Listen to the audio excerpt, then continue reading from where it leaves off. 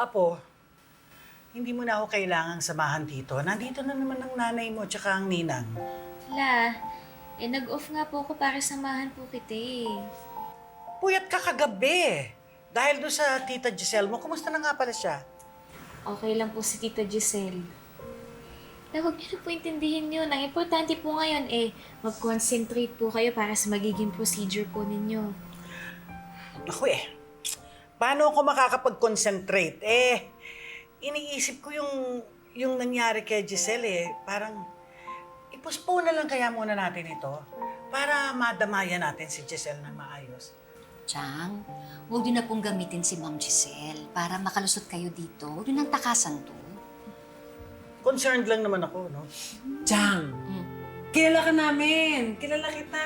Kaya idiretso na natin to.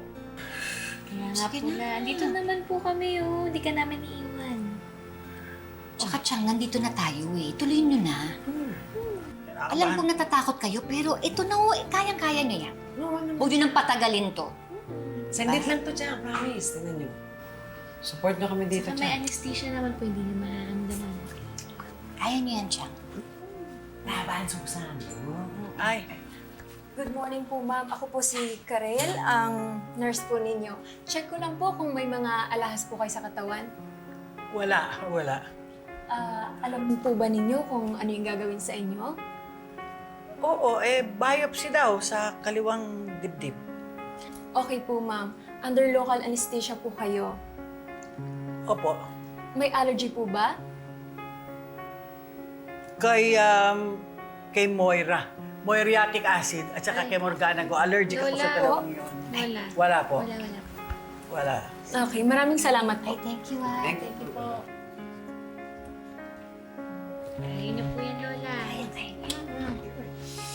Hingi-hingi Tsaka lang kayo, Chang. babantayan po kita. Wah. Ready na ho kayo? Opo. Ang gagawin po natin ay core needle biopsy. Left breast. Kinakabahan kasi ako. Bigyan natin. Itaas lang po natin tong kaliwang kamay.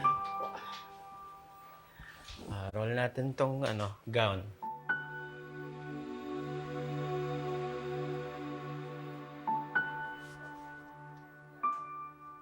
PVP, please.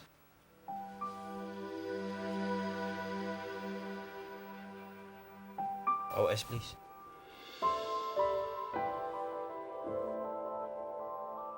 Injection, please.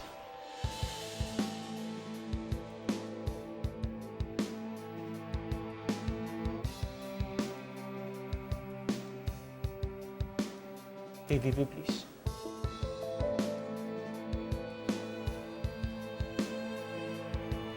OS, please. Injection.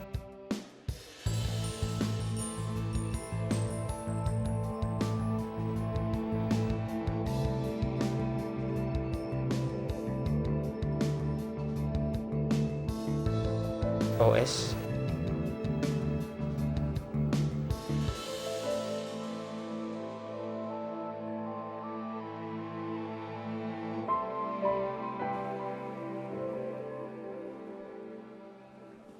Good morning.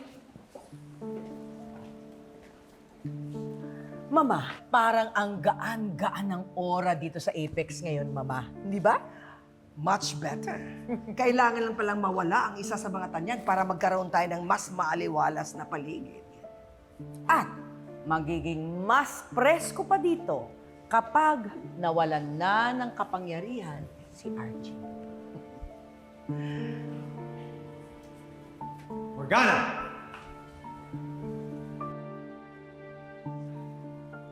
Alam kong ikaw ang nag-post ng videos ni ate sa social media. Don't you dare deny it! I won't! How could you? Hindi ka pa kontento sa pamamahiya mo dito sa Apex? Kailangan mo talaga i-post yung mga videos? Ipa-down mo yung mga videos! Or what? Ididemanda mo ko, RJ?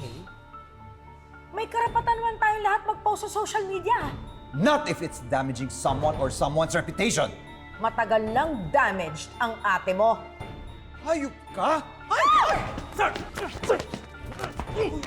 Kailangan niyo siya masaktan. Hindi! Huwag niyo siyang bibitawan para alam niya that he has no power over me. Ano, masakit ba? Ma'am, tama na po. Baka mabalian po si Doc RJ. Eh, nakita mo naman, di ba? Sasaktan niya ako kung hindi siya pinigilan ng security ko. Eh, paano kung pakawalan yan? Hindi sasaktan niya ako ulit.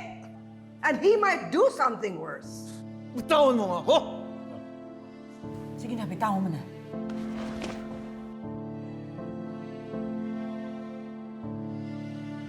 Wala akong gagawin sa iyo. Kung hindi mo sana sinisira ang reputasyon ng kapatid ko, ipa-down mo yung mga videos. Respeto naman! Respeto? Binigyan niyo ba ng respeto si Moira habang binivideo niyo siya sa lahat ng mga pamamahiyang ginawa niyo sa kanya? Hanggang ngayon, nakapost pa rin yung mga videos niya sa social media at walang nagpatanggal ng isa sa inyo. So let Giselle taste her fame. Total yun naman ang gusto niya. Tara na, Mama.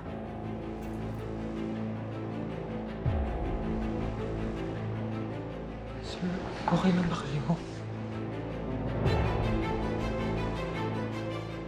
Okay lang. That RJ is a walking headache. I can't believe kinilig pa ako sa kanya. Ugh. Ay, nako. That will go away soon. Remember that. I hope so. Sana, magmula sa araw na to, hindi ko na siya poproblemahin. Daphne, naayos mo na ba yung pinapagawa ko sa'yo? Yes, Ma'am Morgana. Ano yan? Nagpadala lang naman ako ng regalo sa isang kaibigan. At sigurado ko, matutuwa ang buong pamilya niya.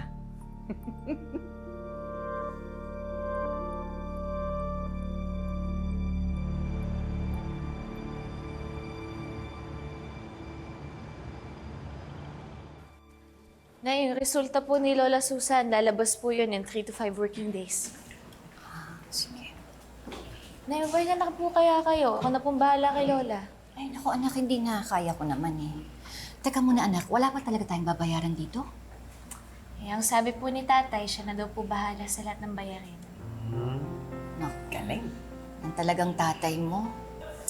Ate Bale, magpapadala na lang ako sa kanya ng pagkain bilang pasasalamat, di ba? Tama. Giniling. Tapos bigyan mo din po ako. Oo naman siya. Masasarap adobo. Ay, pwede rin adobo. Excuse me po, Doc Annalyn. May delivery po para kay Susan Burgos. Sa inyo ko daw po ipa-receive. Ah, sige po. Ano ba yan? Tingnan ko nga ano.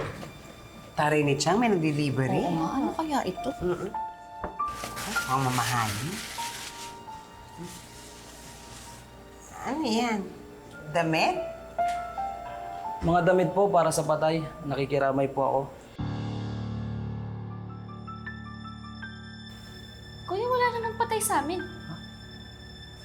Sandali. Sino ba nagpadala niyan? Tingnan nga. Si Morgana? Wala talaga siya magawang matino, no?